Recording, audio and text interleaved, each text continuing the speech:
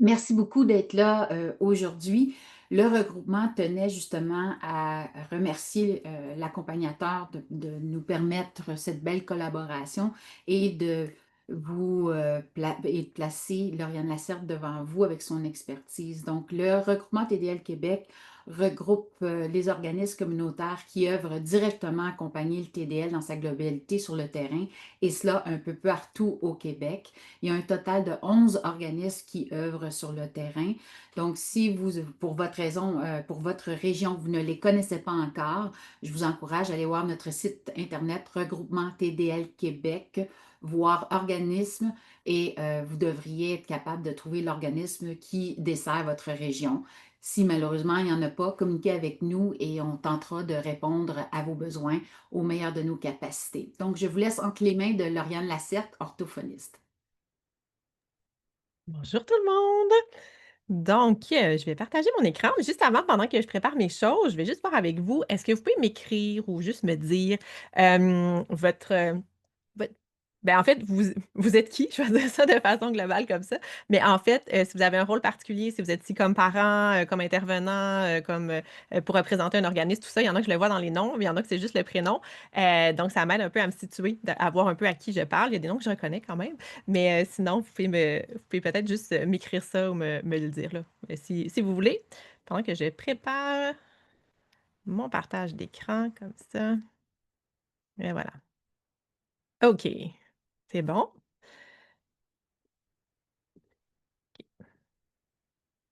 Parfait. Parent, parfait. OK. Éducatrice en stimulation du langage. OK. Eh, bonjour Steve. OK. Adulte TDL, président de l'association, oui. Dysphasie Plus, Québec-Montréal, parent. OK.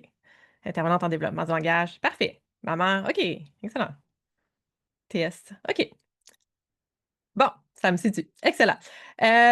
Donc, ça me fait plaisir aujourd'hui. Le sujet dont je vais vous parler, c'est bien entendu le TDL. Je vais aller dans les détails de qu'est-ce que c'est le TDL, et tout ça, mais je vais aussi parler du TDL, et des difficultés qui vont au-delà du langage. Donc souvent, quand on pense au TDL, qui est le trouble développemental du langage, on va penser à l'aspect langage. C'est un des aspects qui est touché, bien sûr, dans le trouble, mais il y a aussi d'autres choses, qui sont touchées, et c'est de ça dont je veux vous parler, entre autres aujourd'hui, vous aider à mieux comprendre, c'est quoi les difficultés, qu'est-ce que ça représente, vivre avec un TDL.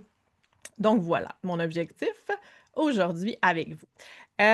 Donc voilà, puis, c'est ça, comprendre un petit peu aussi, je vais vous parler un peu c'est quoi les difficultés, puis comment est-ce qu'on peut, peut-être, soutenir les personnes qui ont un TDL. En 45 minutes, je vais faire mon possible. Donc, OK, fait que définition du TDL, je l'ai déjà mentionné, trouble développemental du langage, donc anciennement connu sous le nom de la dysphasie. Donc, on entend encore, parfois ce terme-là qui est encore utilisé. Maintenant, on va utiliser le TDL, mais la dysphasie est un terme qui est encore employé. Sinon, pendant un certain bout de temps aussi, on appelait le trouble primaire et persistant du langage. Puis petite parenthèse, on n'utilise plus le terme non plus retard de langage quand on parle, par exemple, des enfants qui ont des difficultés de langage. Je vais vous parler plus tard de comment est-ce qu'on détermine que c'est un trouble développemental du langage, mais habituellement, quand les enfants sont plus jeunes, puis on n'est pas encore certain de vers où va aller le diagnostic ou la conclusion, on va dire que les jeunes ont une difficulté langagière, puis éventuellement, au fil du temps, on va pouvoir aller statuer de quel type de difficulté il s'agit. Donc, je vais partir un petit peu plus large pour, vous expliquer c'est quoi le TDL. Le TDL, en fait, c'est un trouble qu'on va dire neurodéveloppemental. Donc, un trouble neurodéveloppemental, c'est un fonctionnement cognitif qui est différent, OK? Qui est présent dès la naissance, puis qui va toucher des fonctions, différentes fonctions comme le langage, l'attention ou la mémoire. Donc, sous le chapeau, en fait, des troubles neurodéveloppementaux, il y a différents troubles, dont le TDL, mais il y a aussi des troubles comme, par exemple, le TDAH, qui est un trouble qui est quand même assez connu, les troubles d'apprentissage en lecture, en écriture, qui sont communément appelés la dyslexie, la dysorthographie, la dyspraxie, qui est plus les troubles au niveau de la coordination motrice, le TSA, tout ça, ce sont des troubles neurodéveloppementaux. OK? Mais dans cet ensemble de troubles, il y a spécifiquement le TDL et c'est de ça dont je veux vous parler aujourd'hui. Donc, une personne, en fait, qui a un trouble neurodéveloppemental, ce qui va se passer, c'est que les connexions, je vais dire neurologiques, ils ne fonctionnent pas aussi facilement que pour une personne qui n'aurait pas de trouble ou pas de difficulté. Ça veut dire que les circuits dans notre cerveau, ils ne vont pas traiter l'information de la même façon, ou ça va leur prendre plus de temps, plus d'efforts, plus d'énergie. Donc, pour accomplir certaines tâches, ça prend plus de temps, plus d'efforts, plus d'énergie, ou il faut utiliser un autre chemin, une autre façon de faire pour y arriver. Donc, dans le fond, je compare souvent ça avec, une analogie un petit peu, moi, du chemin dans la forêt. Donc, ce que j'explique souvent quand on a un trouble neurodéveloppemental, c'est que pour faire une tâche, une activité, un apprentissage, dans notre cerveau, on doit faire des connexions entre les neurones dans notre cerveau. Donc, il se crée vraiment des chemins, des connexions neurologiques dans notre cerveau. Ce qui va se passer, c'est que pour une personne qui a des difficultés ou un trouble, faire ce chemin-là, ces connexions-là, c'est plus difficile. Donc, c'est comme si on devait traverser une forêt vierge, là, un bois, OK, en bon québécois.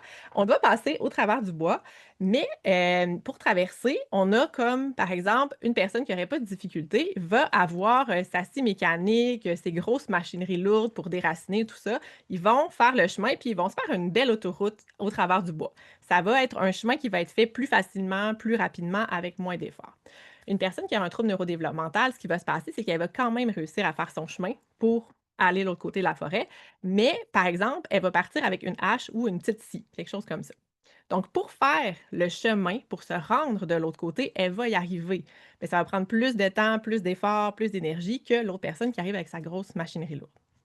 C'est un peu comme ça que j'essaie de l'expliquer, puis des fois même aux jeunes qui vivent avec le trouble. L'autre chose qui est important de comprendre, c'est que au niveau de notre cerveau, OK, notre cerveau, il va travailler en connexion. Donc, il y a plusieurs, voyons, circuits dans notre cerveau qui vont se connecter, qui vont travailler, les unes avec les autres.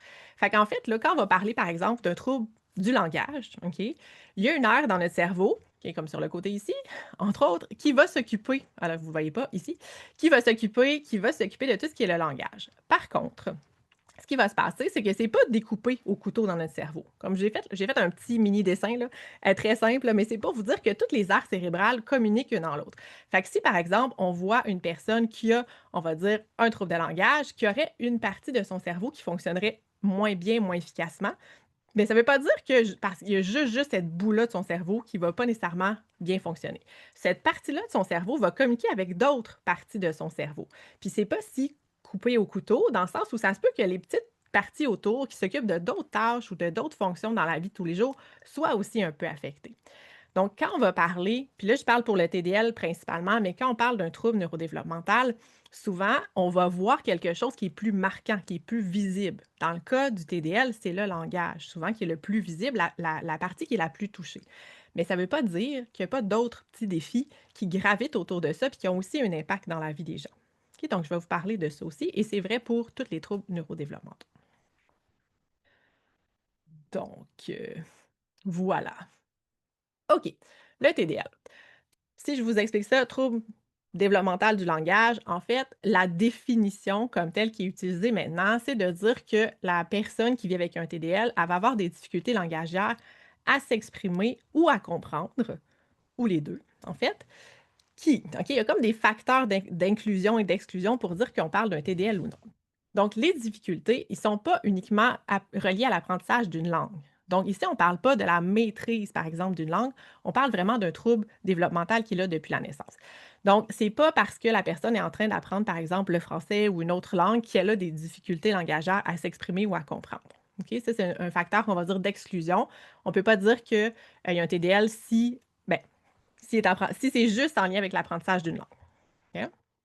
Sinon, il faut que les difficultés persistent dans le temps malgré une stimulation qui est adéquate. Donc, il faut qu'on ait, par exemple, un jeune ou un adolescent ou tout ça qui a été bien stimulé, qui a été bien entouré, tout ça, et que les difficultés demeurent présentes, restent là, malgré les interventions, la stimulation, le support qu'il a reçu avec le temps. Sinon, il faut aussi qu'il y ait un impact significatif dans le fonctionnement de la personne. Donc, il faut que les difficultés soient assez importantes ou marquantes pour avoir un impact dans la vie de tous les jours, soit dans le quotidien, soit dans les interactions sociales, soit dans les apprentissages, au travail, etc. Donc ça. Sinon, dans nos autres critères, faut pas que ça soit relié à une autre condition biomédicale. OK? Puis je vais vous revenir avec ça un petit peu plus tard avec vraiment des choses qui peuvent aller ensemble ou pas. Je vous disais qu'il y a souvent d'autres choses qui sont atteintes, mais pour dire qu'on a un TDL, il y a des facteurs qu'on va dire d'exclusion. Donc, il faut pas que la personne ait une déficience intellectuelle. Il faut pas qu'elle ait un syndrome, comme un syndrome génétique ou quelque chose comme ça, ou il faut pas qu'elle ait un TSA non plus. OK? Puis je vais revenir avec ça, c'est pas en fait, c'est juste que ça s'appellera pas un TDL. Ça veut pas dire que la personne ne peut pas avoir d'autres défis, c'est juste qu'on va pas appeler ça un TDL si c'est relié à une déficience intellectuelle ou à un trouble dans le spectre de l'autisme. OK? Puis j'aurais dû mettre ma diapo tout de suite, après ça aurait été plus simple, mais je vous reviens avec ça, OK? Que ça soit plus clair. Sinon, le TDL touche 7,5 de la population. OK? On dit que c'est à peu près 2 enfants par classe, pour avoir une image, là. Faire une image, à peu près 2 enfants par classe. Par contre, le TDL va souvent passer inaperçu. OK? Donc, ça arrive souvent qu'on va confondre le TDL avec d'autres troubles. Donc, le TDL a une prévalence plus élevée que l'autisme, entre autres. Pourtant, on va beaucoup moins parler de TDL. Si vous êtes présent aujourd'hui, peut-être que vous en avez déjà entendu parler, peut-être que vous étiez curieux, mais on rencontre quand même encore beaucoup de personnes que quand on leur parle de TDL, ils ne savent pas nécessairement qu'est-ce que c'est, alors que ça touche quand même beaucoup de gens dans la société. L'autre chose, c'est que le TDL, les difficultés du TDL sont souvent confondues avec d'autres troubles ou d'autres difficultés, notamment le TDAH, OK, les difficultés attentionnelles. Et ça arrive encore très souvent, dans mon cas, dans ma pratique clinique, que je vais identifier, je vais faire des évaluations diagnostiques, par exemple, d'adolescents ou de jeunes adultes pour lesquels qui ont des difficultés langagières, en fait, ça a toujours un peu passé sur le dos, des difficultés attentionnelles. Donc, ils ne comprenaient pas parce qu'ils n'étaient pas attentifs, parce qu'ils perdaient le fil, parce qu'ils étaient dans la lune, alors qu'en arrière de ça, il y avait vraiment des réelles difficultés en lien avec la compréhension du langage. Donc, c'est encore fréquent de poser des diagnostics chez des adolescents et même des adultes et de plus en plus, et c'est tant mieux. On est vraiment heureux de ça. C'est un trouble qui est de plus en plus connu, qui nous permet de mieux aller identifier en fait les difficultés des gens puis de les soutenir de la bonne façon à ce moment-là. Donc, ici. Tantôt, je vous disais que le TDL, il faut que ça soit quelque chose qui dure dans le temps. Donc, pour arriver à une conclusion d'un trouble développemental du langage, il faut que ça soit quelque chose qui reste malgré la stimulation. Donc, ça arrive souvent qu'il y a des enfants, là, si je parle des plus jeunes enfants, des enfants qui ont des difficultés langagières. Il y a des enfants qui vont parler plus tard, il y a des enfants qui vont avoir des enjeux au niveau, des fois, de la prononciation des sons dans les mots, qui vont oublier des mots dans les phrases, des choses comme ça. Par contre, pour certains enfants, ça va passer. Dans le sens, c'est quelque chose qui est dans leur développement, ça leur prend plus de temps pour développer certains aspects du langage. Donc, ça va passer avec le temps, ça va partir tout seul, en guillemets. Mais pour d'autres personnes, non. Puis ça, on ne le sait pas. C'est une des choses en petite enfance, on ne sait pas si les difficultés qu'on voit en petite enfance vont s'estomper avec le temps ou vont rester. Des difficultés. Fait qu'il y a il y a des probabilités que les difficultés restent. Comme je dis, c'est 7,5 de la population. Ce qu'on essaie de regarder chez un enfant peut-être en plus bas âge, c'est de voir, est-ce qu'un enfant qui a des atteintes au niveau de sa compréhension, qui va moins bien comprendre, a plus de chances de rester avec des difficultés à plus long terme. Même chose s'il y a plusieurs aspects de son langage qui est touché. Donc, s'il y a de la difficulté à la fois à comprendre, à faire ses phrases, à comprendre les mots, il y a plus de chances que les difficultés restent aussi dans le temps. Si on a des difficultés, qu'on va dire d'attention conjointe. Donc, petite parenthèse, l'attention conjointe, c'est d'être capable de porter notre attention sur le même objet ou la même chose qu'une personne en même temps. Donc, si j'ai mon crayon ici, ah ben là, je suis avec le flou, mais mettons, j'ai mon crayon ici, puis que j'essaie de parler à un enfant de ces crayons-là, il doit regarder le crayon et moi, il doit regarder le crayon si je veux lui apprendre que c'est un crayon. S'il regarde ailleurs, n'importe où, il ne pourra pas associer sa connaissance avec le mot. OK? Fait que ça, c'est juste des petites pistes là, si vous travaillez avec des plus jeunes enfants. Puis, c'est sûr que s'il y a des antécédents familiaux de troubles développementaux du langage, il y a aussi il y a plus de chances que le trouble reste, dans le sens où il y a des facteurs génétiques héréditaires dans le TDL. Donc ça. Fait que oui, il y a beaucoup d'enfants qui ont des difficultés langagières. Il y en a que ça va passer avec le temps, il y en a que non, mais on le sait pas. Ça, c'est des pistes pour nous aider à avoir une idée, mais on le sait pas. Fait que mieux vaut intervenir le plus tôt possible, les soutenir, pour leur donner des trucs, des stratégies, des outils si les difficultés restent à plus long terme.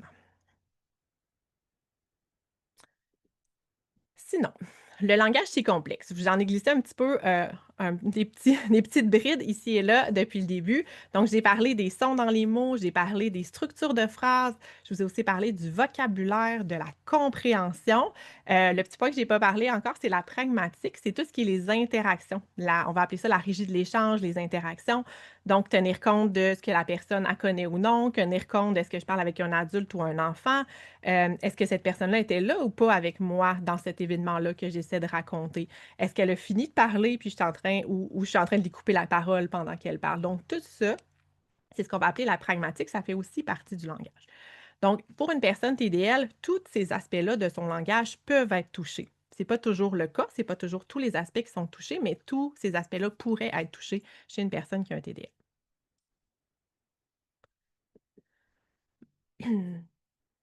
Donc, la réalité des personnes qui vivent avec un TDL, c'est que les profils sont très, très variés en fonction des sphères qui sont atteintes.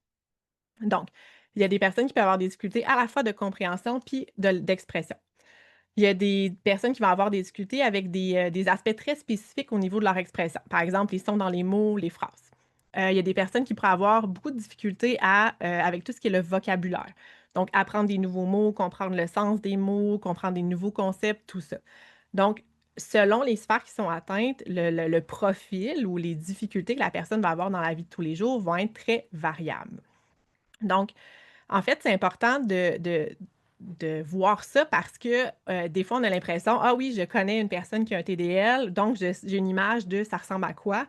Puis peut-être que l'autre personne à côté va être complètement différente, même si elle a un TDL. OK? Fait qu'on garde ça en tête, c'est vraiment très diversifié, très variable comme trouble, puis comment il se manifeste. La réalité aussi, leur profil va aussi varier en fonction de toutes les autres sphères qui vont être touchées. Je vais vous en parler plus en détail tantôt aussi, mais il y a beaucoup d'autres sphères, quand je parlais du cerveau et de toutes les connexions, il y a beaucoup d'autres sphères qui peuvent être atteintes chez les personnes qui vivent avec un TDL, dont la mémoire de travail notamment, tout ce qui est l'attention, la motricité fine et globale, les fonctions exécutives. Donc, je vais vous venir en détail, ça va être quoi les impacts quand tout ça est atteint, mais il y a plein d'autres sphères qui peuvent être atteintes quand on va parler d'un trouble développemental du langage. Puis, en plus, il pourrait y avoir d'autres diagnostics. OK?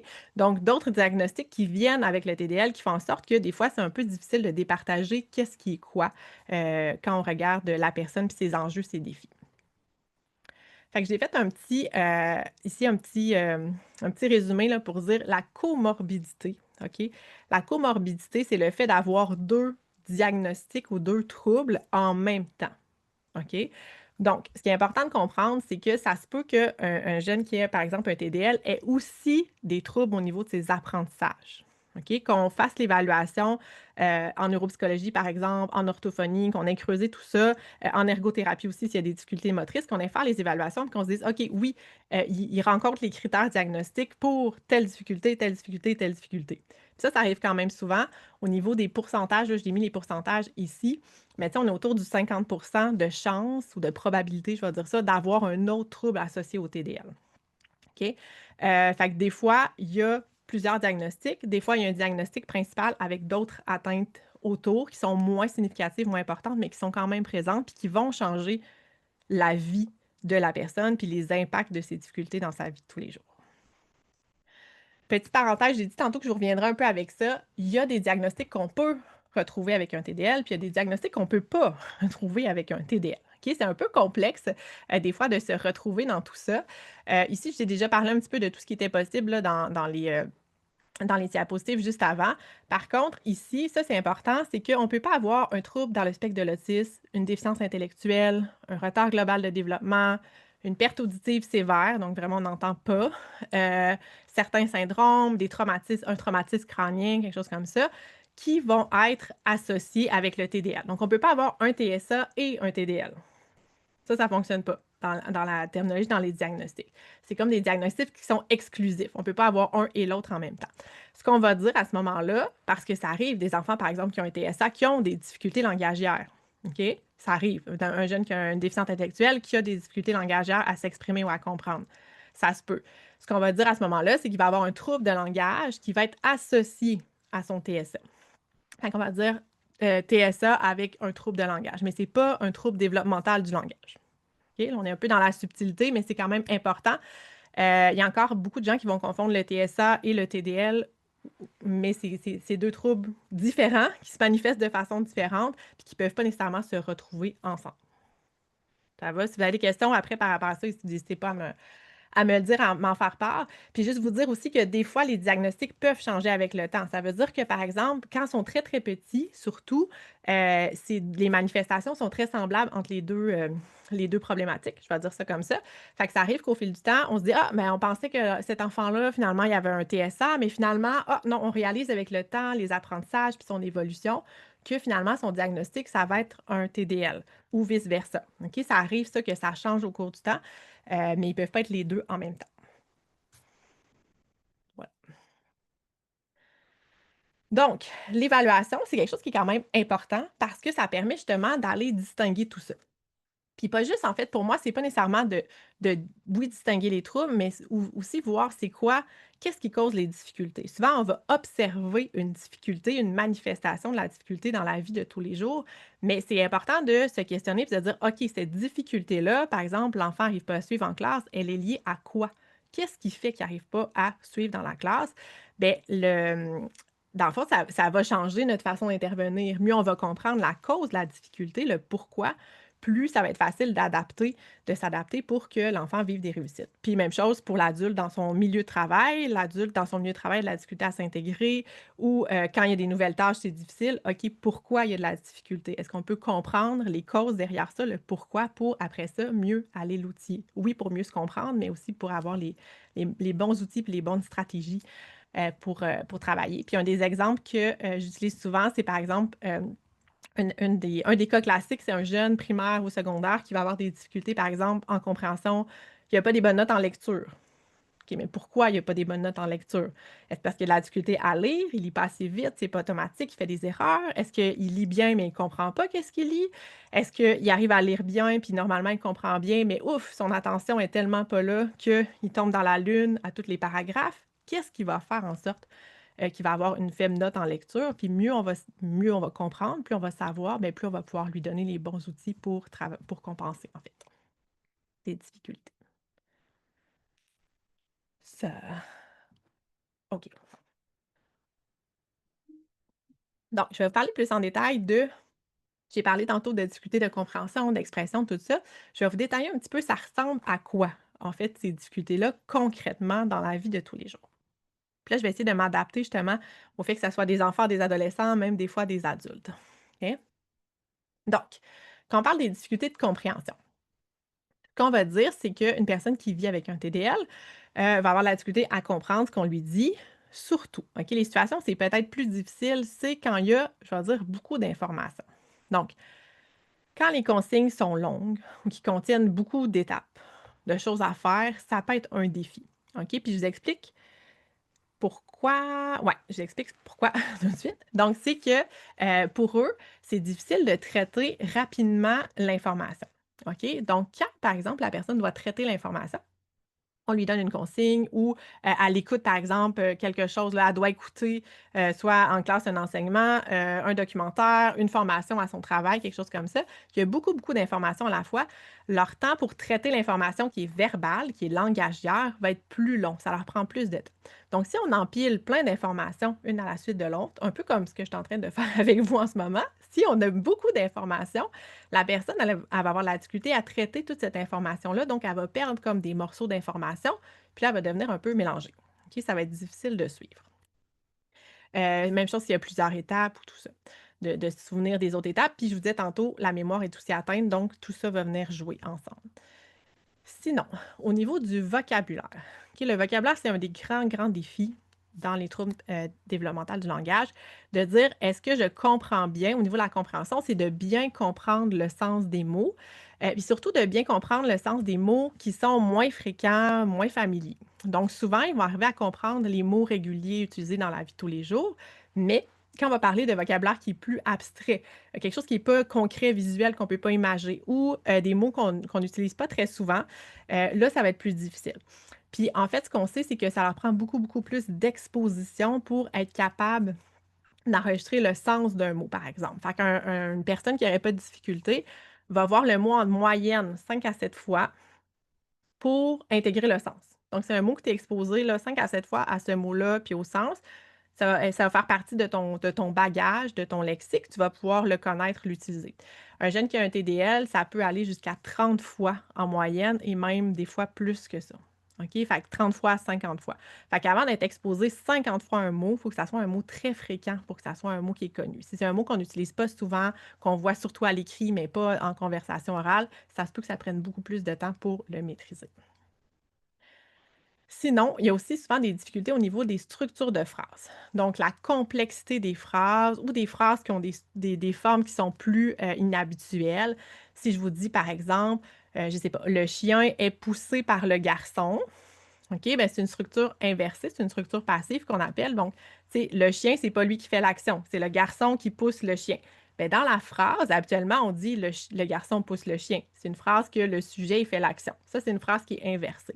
Des fois, juste ça, quand ils sont petits, c'est plus difficile pour eux de comprendre. Puis les structures de phrases qu'on va utiliser à l'écrit éventuellement vont devenir de plus en plus complexes. Et à ce moment-là, ça se peut que les phrases soient trop longues, aient trop d'informations, que l'ordre des mots soit pas celui qui est habituel. Puis là, ça va être difficile pour eux d'aller bien saisir le sens de tout ça. Puis des fois, dans le quotidien, entre autres dans les contextes de classe au milieu scolaire, on va penser qu'ils ont l'air comme distraits, qu'ils ont l'air pas attentifs, que ça leur prend du temps à réagir, à se mettre à la tâche, à répondre. Il y a comme un délai des fois qui est observé. Des fois, on se dit, OK, il était absent, il n'était pas là, mais des fois, c'est juste qu'il est en train de traiter l'information. Ça lui prend plus de temps pour traiter l'information, pour comprendre, et c'est pour ça que ça va, c'est ça, que c'est plus long puis qu'il a l'air un petit peu perdu ou dans la lune ou pas trop à savoir quoi dire. C'est juste parce qu'il est en train de traiter l'information dans sa tête. Donc, sinon, ils ont souvent la difficulté aussi avec tout ce qui est les inférences. Fait que comprendre un message implicite, comprendre un sens qui est indirect, un langage indirect. Donc, on dit quelque chose, mais dans le fond, on a une intention qui est différente. Faire des inférences, ça veut dire aller chercher plein d'informations pour faire un lien. Donc, de dire, par exemple, ah, j'observe, par exemple, ou ah, je vois dans l'histoire ou dans le livre ou dans ce qu'on me dit que, je sais pas, la personne, elle a les joues toutes rouges, elle a les poings sur les hanches. OK, ben là, puis il s'est passé telle chose avant, je sais pas, son ami a cassé son camion. Je fais ça très simple, mais c'est de dire à ce moment-là, OK, je peux déduire, j'ai toutes les informations qui me permettent de déduire que cette personne-là est possiblement en colère à ce point-ci. Fait que c'est un peu tout ça. Des fois, aller chercher des connaissances antérieures. Hey, dans ma vie, je sais, j'ai appris ça, j'ai appris tel truc parce que je suis allée visiter quelque chose avec mes parents ou parce que j'ai déjà vécu une situation semblable. Donc, je vais aller chercher mes connaissances, je vais faire un lien avec ce qui se passe dans l'histoire ou dans le nouveau contexte. Je vais tout mettre ça ensemble, puis je vais être capable de comprendre, de faire une déduction. Ça, c'est plus difficile aussi pour eux, aller faire ça dans certains cas. L'humour, le sarcasme, les jeux de mots, les doubles sens, tout ça aussi, ça peut représenter un défi. Des expressions figurées, tu sais, il pleut des clous ou tout ça. Il y a des expressions qu'on va dire beaucoup, mais tu sais, il a coulé beaucoup d'eau sous les ponts. Des fois, ils vont avoir ça, puis ils vont pas comprendre qu'est-ce que ça veut dire. Il faut l'apprendre, en fait, pour être capable de le comprendre. Puis s'ils n'ont pas été exposés assez, ben ils l'ont probablement pas appris. Ça. Donc c'est ça. Fait que ça va arriver qu'ils vont être capables de lire quelque chose, ils vont saisir mais pas nécessairement tout au complet. Ils vont saisir le gros, mais pas nécessairement les détails. Puis une des choses importantes, c'est que des fois, ils ne se rendent pas compte qu'ils n'ont pas compris. Donc, c'est pas clair pour eux qu'ils n'ont pas compris l'information. Ils ont l'impression des fois d'avoir compris, mais pas tout à fait. Des fois, ils savent qu'ils n'ont pas compris, mais pas toujours. Puis si on leur demande, OK, qu'est-ce que tu comprends pas? Ils sont comme pas capables de l'expliquer. OK? En plus, expliquer, ça va être un défi, mais ils vont pas nécessairement saisir. Ils savent qu'ils ont perdu quelque chose, là, mais qu'est-ce qu'ils n'ont pas compris? C'est quoi le morceau qui va nuire à leur compréhension? Des fois, c'est difficile de savoir, puis ça, c'est quelque chose qu'on pratique beaucoup avec eux, éventuellement. Fait que c'est ça. Fait que dans le fond, ici, je vous ai mis, vous allez le voir aussi dans les diapos, un peu qu'est-ce qu'on peut faire pour les soutenir. Ça va vraiment avec ce que je viens de vous dire, fait qu'on va les soutenir dans leurs difficultés. Fait que donner des consignes simples, une à la fois. C'est sûr que quand on utilise des supports visuels, des choses qui est imagées, qu'on peut manipuler, beaucoup, beaucoup de concret, de démonstration, ça va vraiment les aider. Faire les tâches aussi, fait que démontrer, je te demande de faire quelque chose, je vais le faire avec toi, je vais t'accompagner, on va le faire une première fois ensemble. Puis ça, petit comme grand, ça peut être même un adulte à son travail. Je vais te montrer, on va le faire ensemble la première fois la tâche, je vais te l'expliquer en le faisant avec toi, puis où ça l'accroche, bien là, je vais t'aider. Je vais t'accompagner, je vais te soutenir pour que ça soit vraiment très clair et très bien compris. Sinon, ben, ça va être de justement valider le travail. Fait qu'au lieu de demander: «Qu'est-ce que tu as compris?» ou «Qu'est-ce que tu dois faire?» ben, d'aller: «OK, où est-ce que tu es rendu? Montre-moi ce que tu fais», pour aller vérifier qu'on est sur la bonne voie puis qu'on fait les bonnes choses. Puis au pire, là, on ajuste le tir, on réexplique, on redémontre, on donne un exemple et cetera.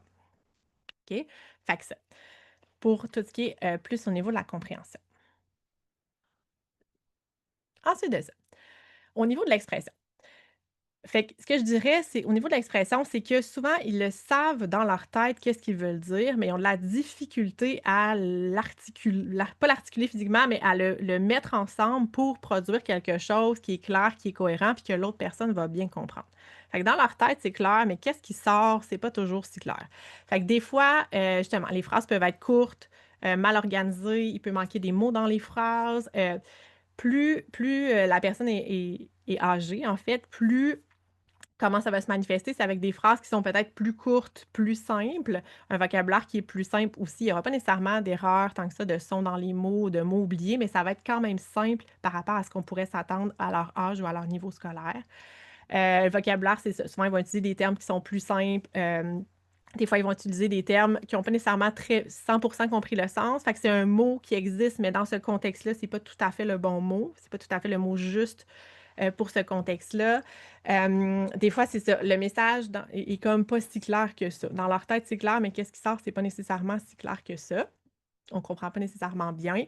Hem, pour là, je mets les enfants plus vieux, mais même les adolescents, jeunes adultes, là, tout ce qui est argumenter, expliquer, justifier quelque chose, ça peut être un défi. Des fois, justement, ça leur prend plus de temps à répondre. Il faut qu'ils s'organisent dans leur tête. Mettons, on leur pose une question. Il faut qu'ils comprennent la question, qu'ils traitent l'information. Après ça, il faut qu'ils pensent à qu'est-ce qu'ils vont dire, comment ils vont formuler leur phrase, quels mots ils vont utiliser, et cetera. Fait que ça peut prendre du temps, ce qui fait en sorte que souvent, ils ont l'air de pas nécessairement comprendre, de pas savoir. Fait que ça va venir dans les stratégies, mais leur laisser du temps pour s'organiser, pour réfléchir. C'est une stratégie qu'on recommande souvent, puis pas nécessairement de répéter ou de réexpliquer tout de suite. Parce que si on fait ça, eux sont en train de réfléchir, puis là, poup, on remet de l'information par-dessus, ils doivent traiter cette nouvelle information-là, puis là, c'est pire. Fait que contrairement, par exemple, un jeune, je parlais tantôt des diagnostics différentiels, là, un jeune qui a un déficit d'attention, qui n'a pas compris notre question, ben, il va y répéter, puis là, il va l'avoir compris, puis ça va aller. Un jeune qui a un TDL, par exemple, si on répète la question par-dessus, ça va être pire. Il va comme juste être pris, mêlé, il faut qu'il retraite la nouvelle information, puis ça ne l'aidera pas vraiment, finalement. OK? Fait qu'on attend avant. S'il ne comprend pas, on réexplique, on repose la question, mais on lui laisse du temps. Fait que c'est sûr que tout au niveau de l'expression, c'est sûr que ça a des impacts, tant au niveau, scolaire, académique qu'au niveau social, au niveau, surtout où ça peut avoir des impacts au niveau, c'est des interactions, des groupes d'amis, des pairs, au travail. Fait que c'est sûr que on s'exprime beaucoup, on communique beaucoup dans la vie de tous les jours, donc ça a un impact qui est quand même large, dont sur la santé mentale. Je vais vous revenir avec ça tantôt. Puis petite parenthèse ici, ça arrive que la compréhension est meilleure que l'expression. Fait que ça arrive pour plusieurs personnes qu'ils ont compris, OK? Justement, ils ont compris qu'est-ce qu'ils doivent faire, ils ont compris la situation, mais quand on leur demande de l'expliquer dans leurs mots, de reformuler, à ce moment-là, là, c'est comme plus difficile, ils n'arrivent pas à expliquer. Fait que des fois, ça peut être fâchant, même j'ai des adultes qui m'ont dit ça, que des fois, ils ont compris, mais si tu lui demandes de l'expliquer, il n'arrivera pas à l'expliquer clairement. Fait que là, on pense qu'ils n'ont pas compris, puis là, ça les énerve, OK? Fait que juste faire attention à ça. Fait que soutenir l'expression, fait que je l'ai dit un petit peu déjà là, fait que laisser du temps. Sinon, on peut reformuler ou donner le bon modèle. Fait que si on voit qu'il y a une erreur au niveau de la structure de phrase, au niveau de la façon de dire les mots, on peut redonner le modèle. On peut aussi aller comme faire un peu je vais dire un peu un résumé de ce qu'on a compris. Ah! Fait que j'ai compris ça, ça, ça, puis là, le remettre ensemble. Donc ça permet de valider qu'on a bien compris ce que la personne veut dire. Ça lui donne une façon d'organiser l'information, puis ça permet à tout le monde d'être mieux compris. Fait qu'on peut faire ça. Sinon, quand on est en niveau de l'écriture, soutenir tout ce qui vient autour. Fait que dans le fond, discuter du sujet avec eux, leur proposer des idées, leur réfléchir avec eux, organiser un plan, par exemple, quand on est en production écrite ou des choses comme ça, ou même si on veut écrire une lettre pour X raisons, formuler les idées, les aider à s'organiser, à faire un plan, discuter à l'oral avant de le mettre à l'écrit, tout ça, ça peut aider.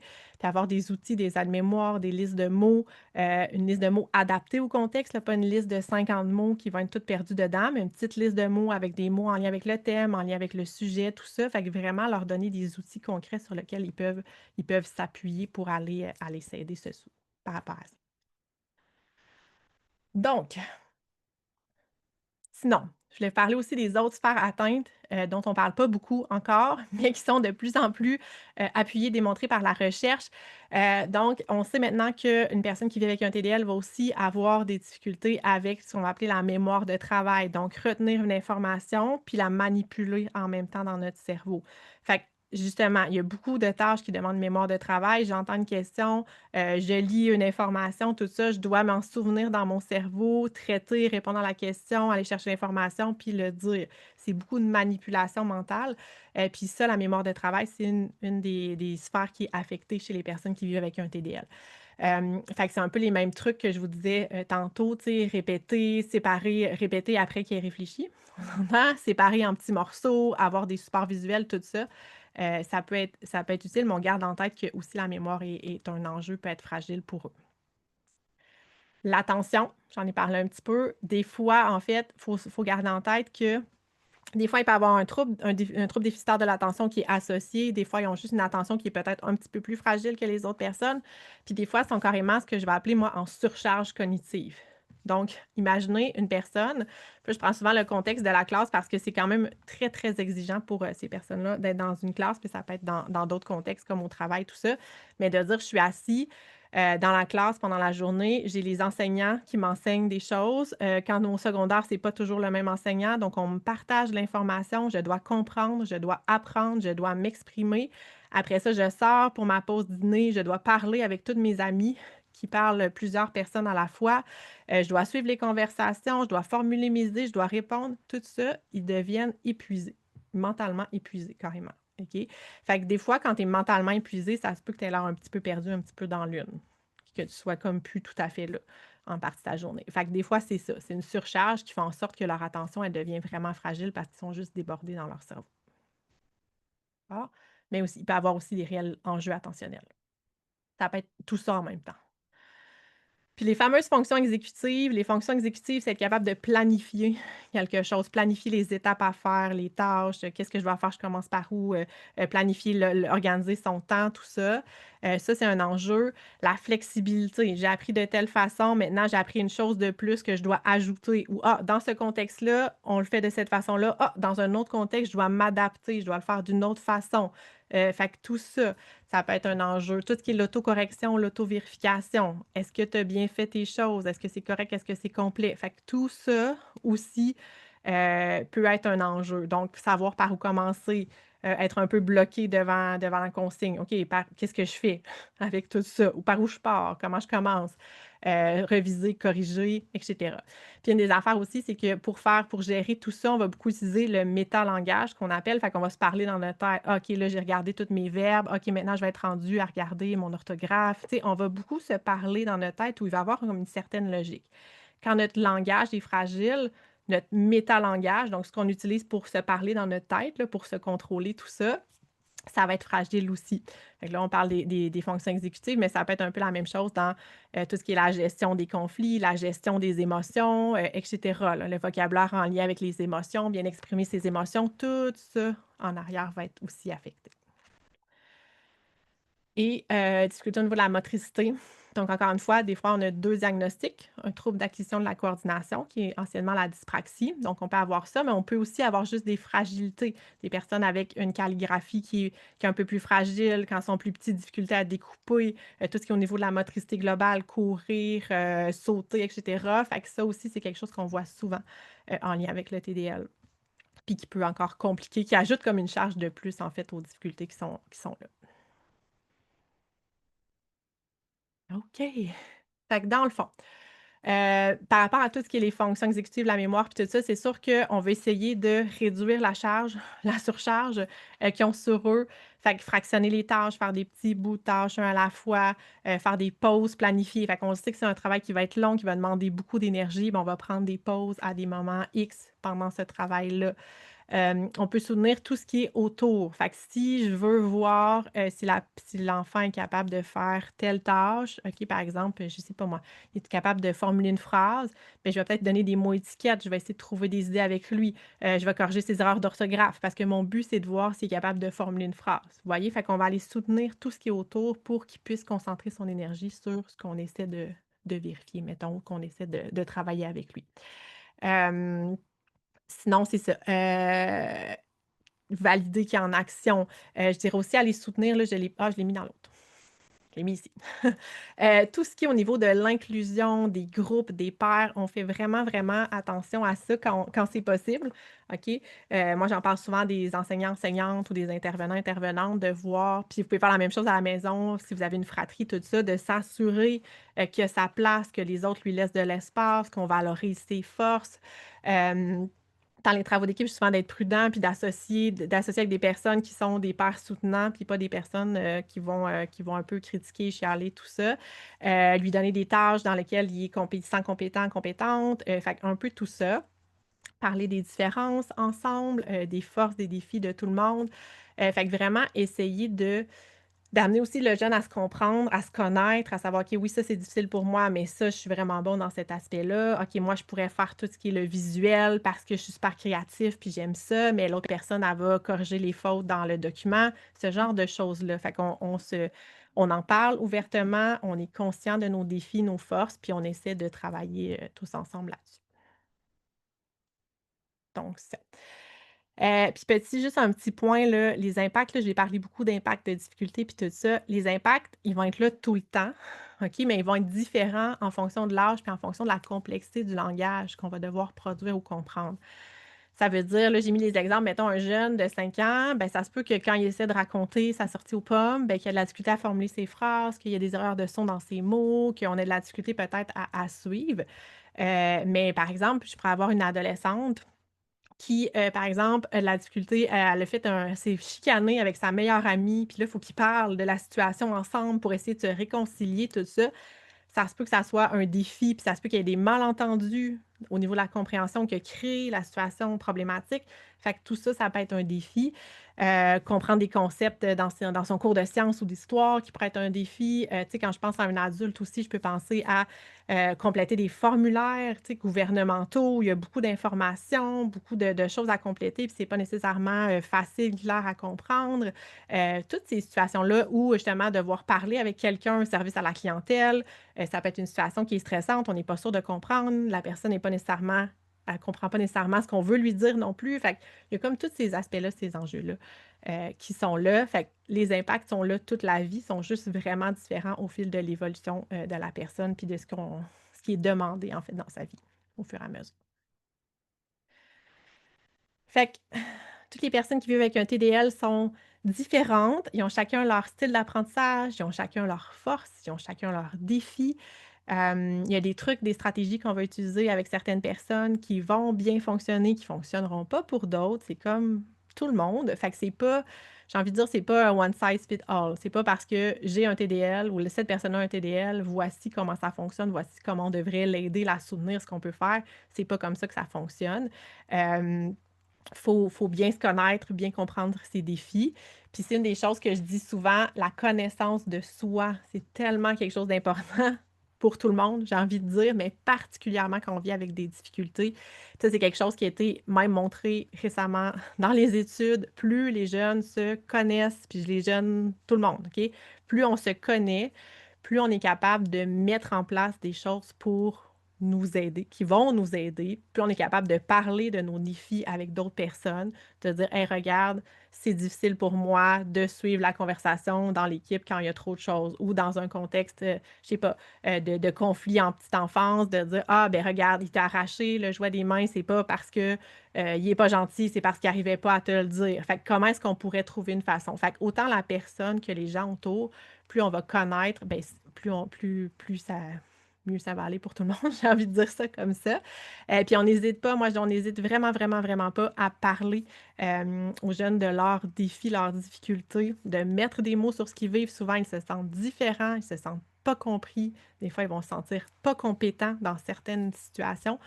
Donc vraiment, quand on met des mots, qu'on explique que c'est la façon de fonctionner, que c'est la façon de réfléchir de notre cerveau, que ça touche certains aspects, mais pas d'autres. Fait que vraiment, c'est hyper, hyper important d'en parler. Puis moi, je recommande d'en parler dès très tôt, là, genre 5 ans, 6 ans, là.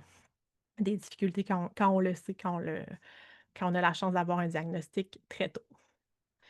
Fait que je finis avec j'ai 2 petites choses à vous parler pour la santé mentale, puis après ça, je vais pouvoir répondre à des questions si j'ai des questions. Sinon, je vais vous présenter des cas, typiques un peu de personnes, à quoi ben, pas typiques, mais à quoi ça pourrait ressembler, là, des personnes que j'ai eues dans ma pratique, que j'ai accompagnées. Fait que je vais y aller pour l'instant avec la santé mentale. Juste un petit point par rapport à ça parce que c'est important, puis encore une fois, on a de plus en plus d'études de données, puis, fait qu'on va les on va les utiliser, puis on va en parler parce que dans le fond, on sait maintenant que les personnes qui vivent avec un TDL, et probablement que c'est le cas avec beaucoup d'autres troubles neurodéveloppementaux, là, mais de dire qu'ils ont beaucoup plus de risques d'avoir des enjeux de santé mentale. Dans les récentes études, là, depuis 2020, on sait qu'il y a à peu près 6 fois plus de chances de vivre avec de l'anxiété, ces personnes-là, puis, de faire des dépressions. Fait que 2 fois plus à risque de faire des dépressions. Ça, c'est les chiffres qu'on a récemment.